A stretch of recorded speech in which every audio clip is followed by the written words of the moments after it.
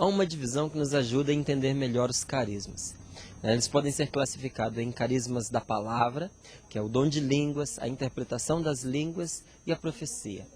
Os dons do conhecimento, que é o dom de ciência, sabedoria e discernimento dos espíritos. E o carisma da ação, que é fé, cura e milagres. Vamos conhecer um pouquinho a respeito do carisma da fé, um pouco diferente daquilo que nós chamamos de dom da fé. É claro que a fé é uma só, não é? E fé é dom de Deus. Então, quando alguém pergunta assim, o que é que eu preciso fazer para eu ter mais fé? Em primeiro lugar, peça a Deus. Porque se é dom, para recebermos, a única coisa que nós podemos fazer é pedir. Pedir e abrir o coração, não é? Porque não adianta a gente fazer um pedido da boca para fora. Uma das grandes reclamações que Jesus fazia a respeito dos fariseus era isso. Ele dizia, esse povo me honra com os lábios, mas o seu coração está longe de mim. Então, havia uma palavra que era diferente do sentimento que estava dentro da pessoa. Não adianta nós pedirmos a graça da fé, o dom da fé, se dentro de nós não há uma disposição verdadeiramente para vivê-la. E uma vez que nós recebemos esse dom, e Deus nos dá, nós devemos praticá-lo, porque a gente cresce na fé.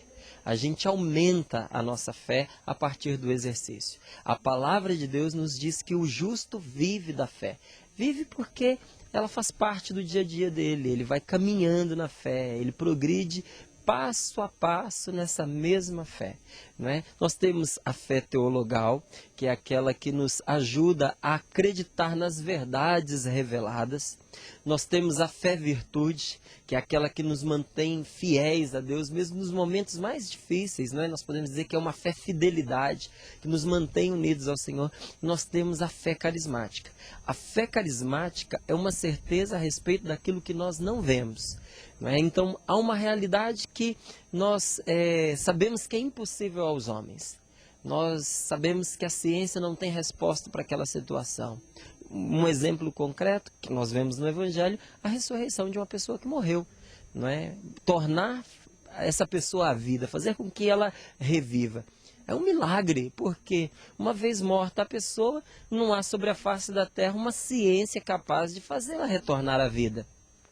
E se isso acontece, é um milagre, não é? E um milagre que só pode ser operado mediante a fé. Agora, uma pessoa que vai rezar, que vai pedir a Deus uma graça impossível, ela precisa crer, não é? Deus, ele condiciona a nossa fé. O próprio Jesus, ele nos ensina que tudo o que nós formos pedir ao Pai, no nome dele, se nós crermos de verdade, se nós crermos de coração naquilo que nós estamos pedindo, podemos acreditar que o recebemos.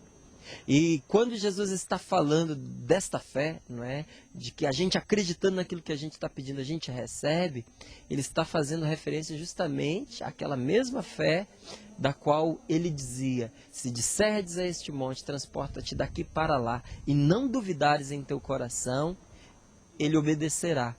Não é? Então, esta fé é uma certeza a respeito de algo que não se vê.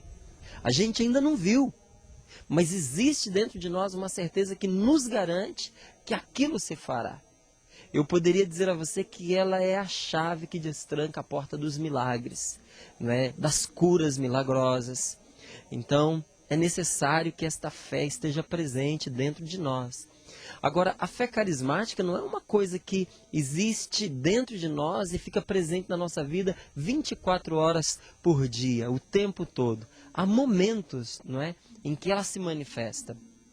Então você pode ser um homem de fé, você pode ser uma mulher de fé, você pode viver essa crença nas verdades reveladas, naquilo que a igreja ensina, todo o seu dia, todos os dias da sua vida. Você pode viver essa fé fidelidade que vem as tribulações, as dificuldades, se abatem sobre você, mas mesmo assim você permanece fiel a Deus. E não ter manifestada em você essa fé carismática, porque ela é uma graça específica para certos momentos. Então, há um momento em que você está, por exemplo, intercedendo por uma pessoa e essa pessoa está em coma São situações que eu já presenciei. A pessoa está em coma, ou a pessoa não anda mais, ou a pessoa já foi desenganada pelo médico. E no momento em que a oração está acontecendo, você sente em Deus que Ele tem para aquela pessoa uma graça de cura física, de cura emocional, de cura psíquica, que Deus tem para ela, um milagre a ser realizado na vida dela. Você olha para a pessoa e não vê a menor possibilidade daquilo acontecer, mas você olha para dentro do seu coração e você tem certeza absoluta de que aquilo se realizará assim que você proclamar. Então você vence os respeitos humanos, você vence toda a dúvida e proclama aquilo que Deus colocou no seu coração, e esta verdade se realiza. Quero encerrar esse momento contando para você uma situação que eu vivi assim no Rio de Janeiro. Uma vez trouxeram para que nós rezássemos por uma pessoa em nossa casa, trouxeram esta pessoa, ela já não andava mais. Ela já tinha ido ao médico, que tinha procurado por todos os lados o problema que a impossibilitava de andar e não encontrava. Já tinha passado por tratamentos psicológicos, mas o problema dela não se resolvia. Por fim, vieram buscar a oração. Eu lembro que em meio a muitas libertações que Deus foi fazendo, me veio uma palavra ao coração, que era para ordenar, para mandar que aquela menina ficasse de pé. O momento já havia sido tão bom, que dentro do meu coração me enchi de medo. Eu pensei, se eu disser para ela, levante, e ela não levantar, nós vamos colocar por terra todo esse momento de evangelização que acabamos de fazer. Só que a certeza que estava dentro de mim era maior. Eu tinha certeza de que se eu dissesse para ela, levanta, ela levantaria. E essa certeza foi crescendo de uma tal maneira que eu digo que a palavra me escapou. Quando eu vi, eu já tinha dito.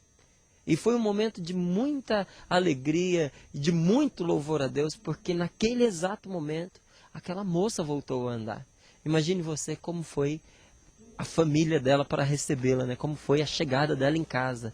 Ela veio acompanhada de uma irmã e agora ela arrastada quase, né? Carregada no colo, e agora ela voltava para casa andando, porque ela tinha encontrado um Deus vivo, que se manifestou a ela através da nossa fé, da fé de quem rezou e da fé dela, porque ela abriu seu coração.